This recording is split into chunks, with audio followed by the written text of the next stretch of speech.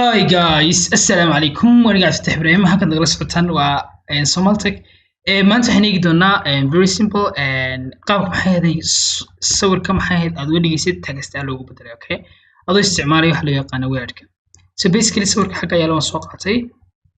Iminka waxaan sameeyaa tusaale kale sawirkan soo jeedaya waxaan ku jiidayaa wordka. So basically wordka markaan ku jiido aan soo drag gareeyo wuu imanaya, okay? So marka sawirka xaggaas yaala waxaan sameeyaa let's say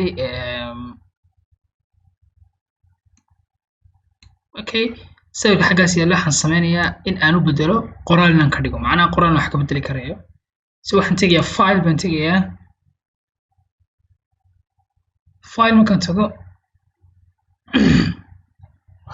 waxaan odhanayaa save baan odhanayaa, okay?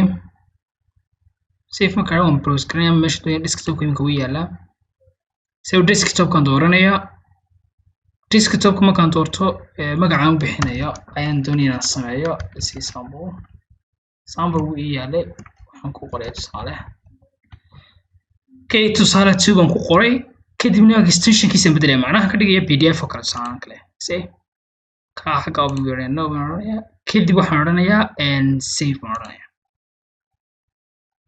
okay ka wala save kariya as pdf ama ka dhigaya imika xagga ma tagayaa kadibna tusaale kay ku qorantay waan ku soo furaya laakiin imika si caadi aan u furay macna pdf ama hadda laga dhigay gaadhoon ma baahni iska soo xiraya waxaan tagayaa ku noqonaya wordkaygi kadibna waxaan oranayaa open baan oranayaa open marka waxaan sameeyaa let's say magaciisa waan ku qorayaa xaggan ama xaggu ii yaalay tusaale kale desktop kan ii yaalay si basically waxaan oranayaa browse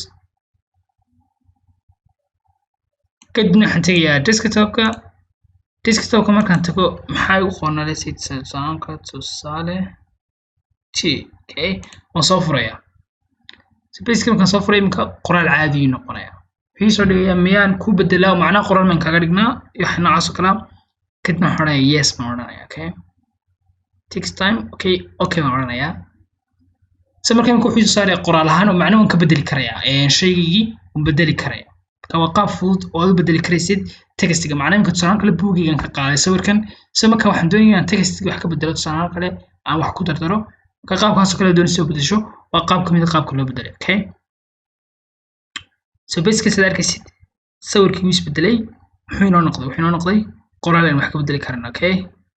si aan qaybta saaro because of qaybta si fiican way muuqan noo bedelmin qaybtaas oo sawirkan si xun sawray laakiin qaybtii dambe waa ku inoo bedelantay macnaha imika wax waan ka bedeli karayaa waan waabin karayaa shaygan doonayo, okay? So let's say aan ku tusay inay isku mid yihiin kale labada shay, okay?